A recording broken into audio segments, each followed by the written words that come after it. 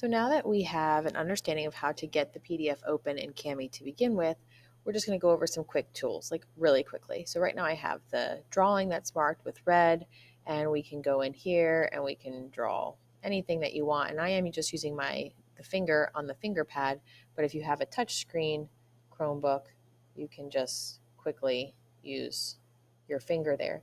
There is the ability to use a text box.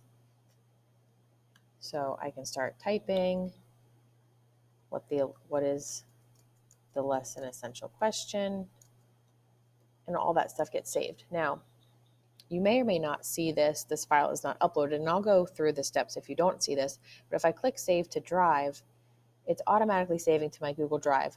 The thing is, it has its own folder, a Kami Uploads folder. If you click this arrow, you can organize this and put it into your geometry or whatever folder it needs to go in. You can move it and put it where it needs to belong so that you can find it later. It can stay in the Kami Uploads folder also, and you can just find that, but I would strongly recommend you know where that is in your Google Drive, or you just put it into a folder that you already know.